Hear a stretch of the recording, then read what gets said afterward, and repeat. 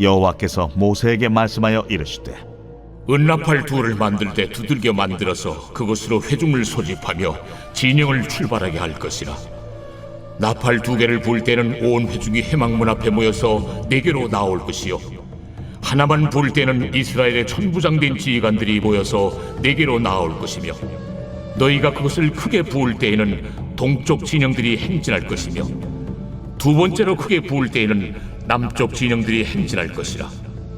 떠나려 할 때에는 나팔 소리를 크게 부을 것이며, 또 회중을 모을 때에도 나팔을 부을 것이나 소리를 크게 내지 말며, 그 나팔은 아론의 자손인 제사장들이 불지니 이는 너희 대대의 영원한 율례니라. 또 너희 땅에서 너희가 자기를 압박하는 대적을 치러 나갈 때에는 나팔을 크게 불지니 그리하면 너희 하나님 여호와가 너희를 기억하고 너희를 너희의 대적에게서 구원하시리라.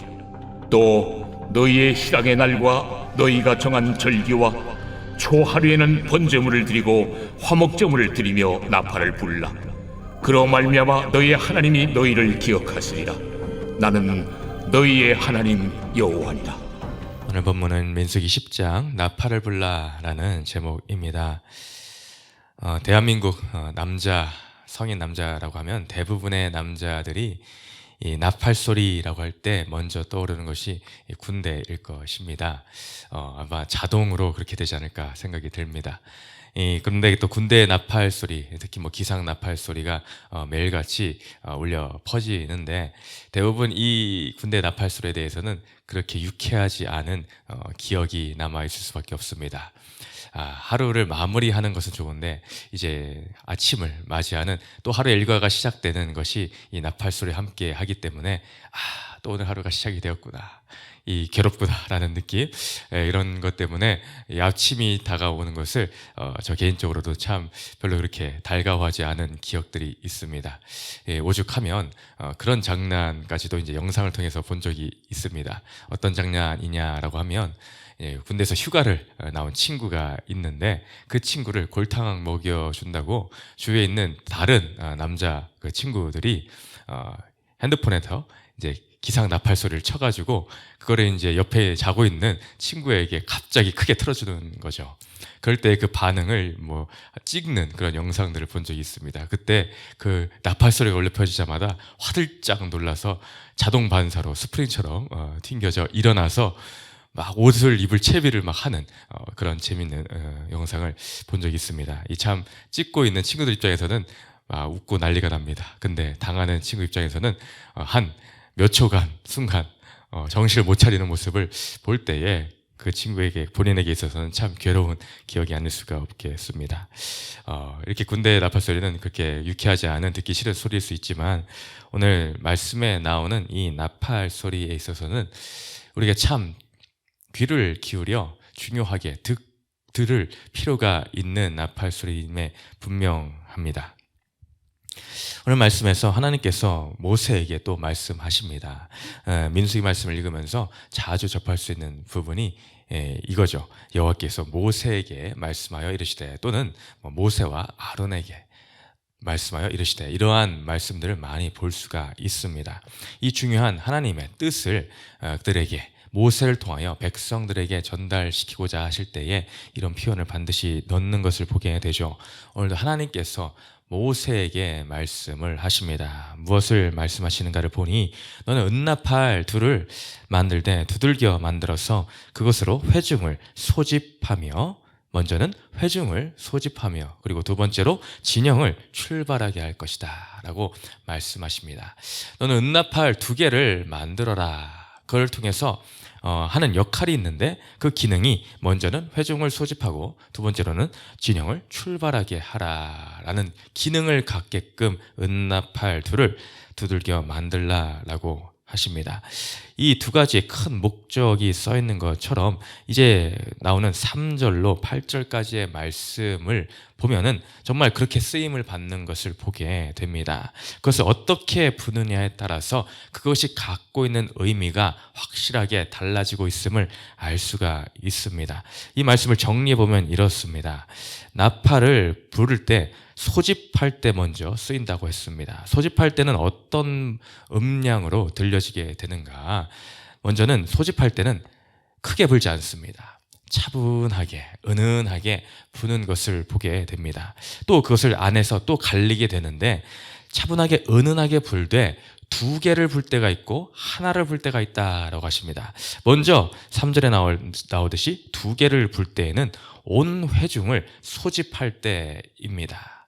그리고 한 개를 불 때에는 4절에 나오듯이 천부장, 즉 각 지파의 두령들만을 부를 때에는 한 개만 불게끔 하였습니다. 아마도 이 두 개의 소리의 차이를 두지 않았을까, 뭐 높이의 차이를 두었던지 어떤 음색의 차이를 두어서 이렇게 한 개와 두 개를 불 때에 확실히 구분하게끔 만들어졌을 거라 생각이 됩니다. 또한 이제 소집할 때가 아닌 두 번째인 이제 진행할 때는 어떻게 부는가를 보니 이 진행할 때는 앞서 소집할 때와 다르게 크게 불라라는 것을 알 수가 있습니다.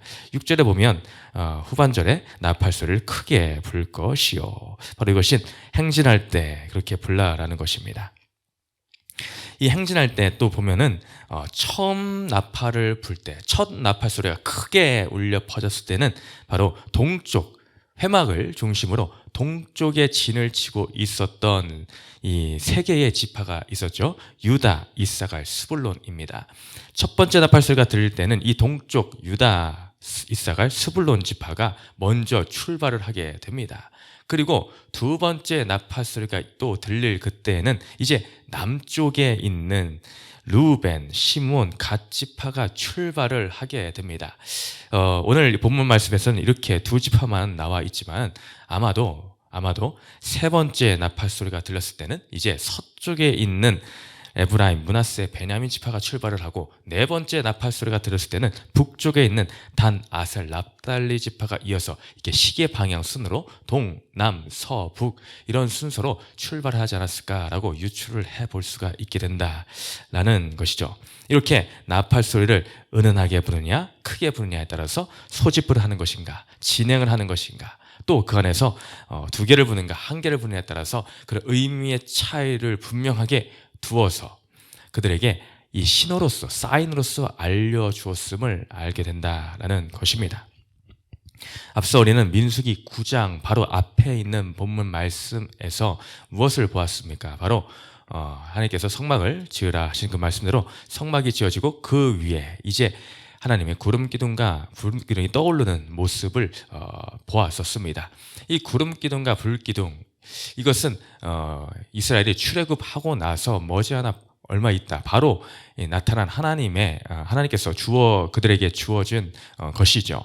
이 구름 기둥과 불 기둥의 역할이 무엇이었습니까? 바로 이 광야에서 하나님이 한 가지 사인을 신호를 보내주는 역할이 컸다라고 할 수가 있습니다. 하나님의 임재를 상징함과 그들과 함께함을 상징함과 동시에 이 시각적인 효과로 그 구름 기둥이 회막에서 떠올랐을 그때에 그것을 보고 이제 출발을 하는구나 라는 것을 그들이 알았다라는 것이죠. 또 그것이 멈추어 섰을 때에는 이제 진을 치라고 하는 것이구나 라는 것을 알 수가 있게 되었습니다. 그래서 그것을 보고 하루든 한 달이든 1년이든 그들이 머물기도 하고 또한 떠올랐을 때에는 단 하루만 머물렀었더라 할지라도 곧바로 출발을 하는 그런 사인의 역할을 하였었습니다. 바로 이것은 시각적인 효과로서 작용을 하였다라는 것을 알게 되죠.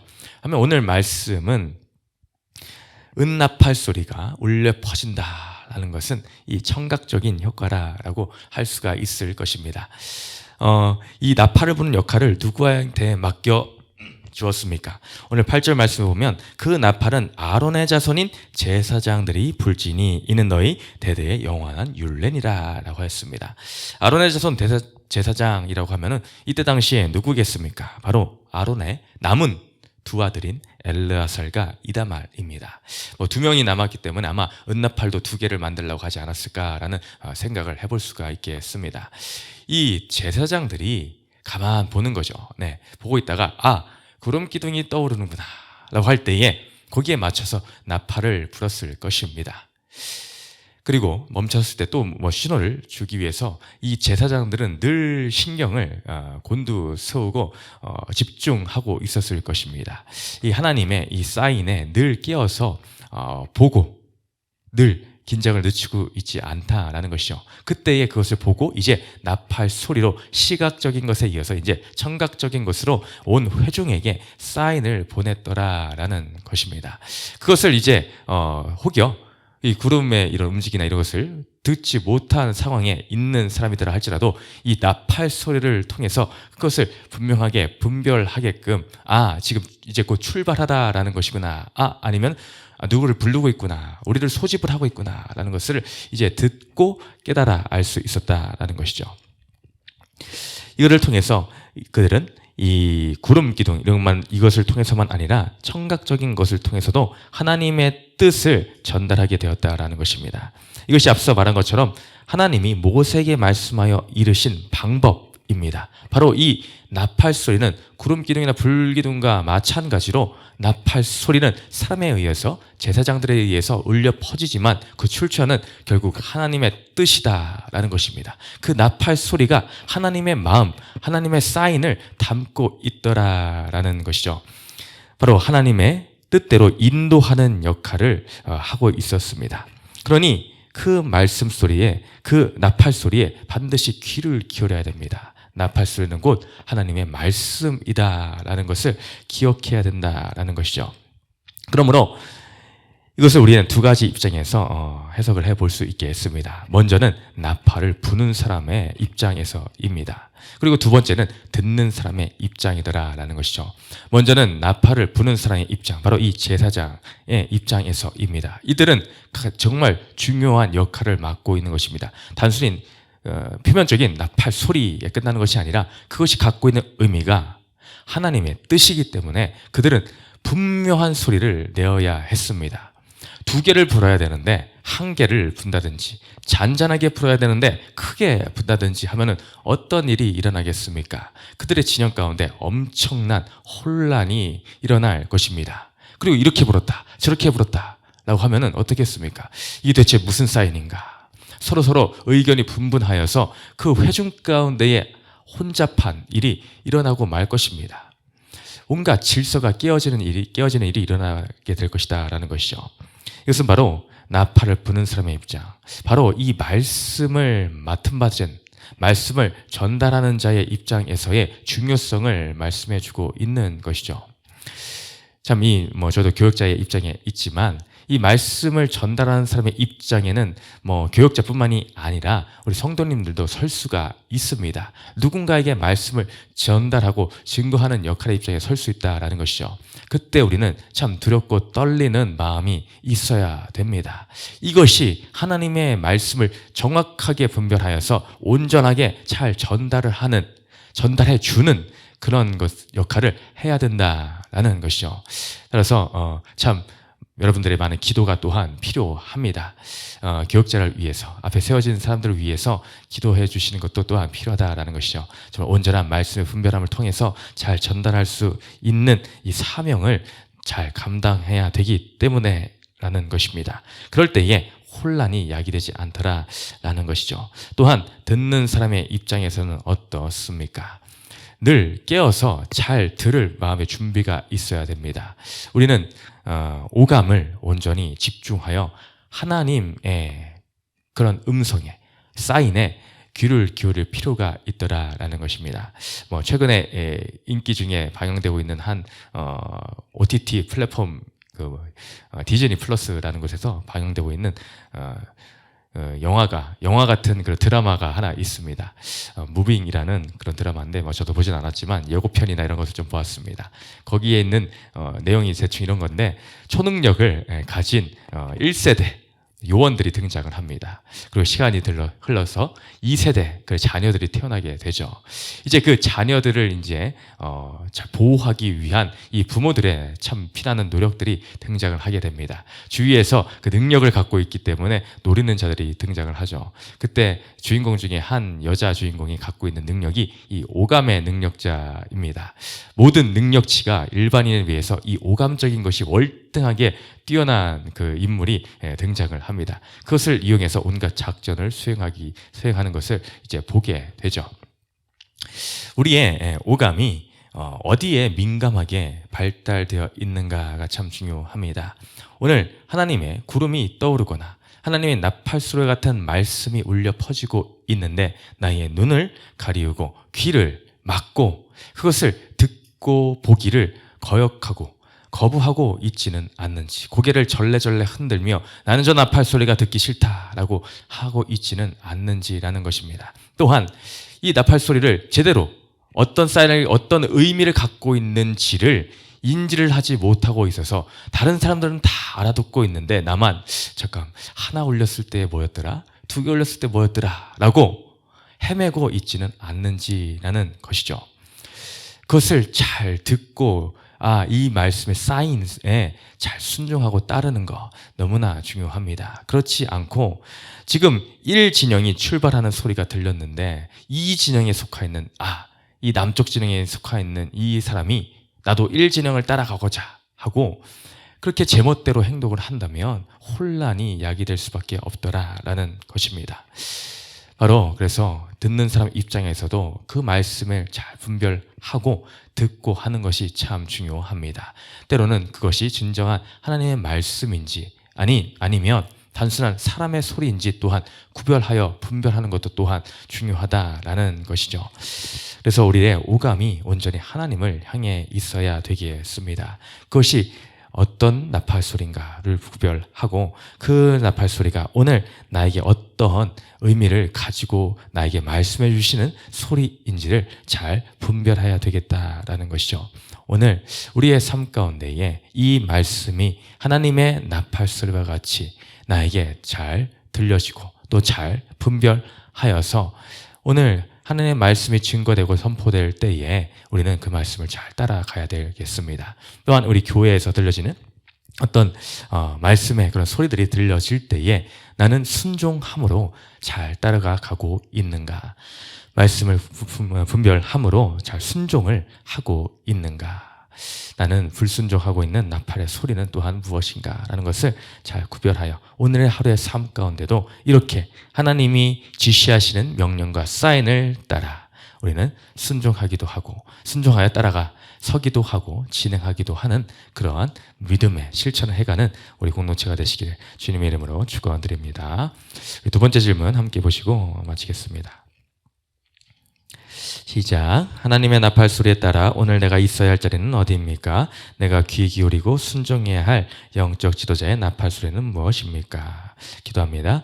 사랑과 은혜 주신 아버지 감사드립니다. 오늘도 나팔을 불라라는 말씀을 우리 귀에 들려주시니 감사드립니다. 오늘도 하나님의 나팔 소리가 그 말씀이 우리의 삶 가운데 사인으로 들려줄 때에 우리의 귀가 온전히 열려져 반응하기를 소망합니다.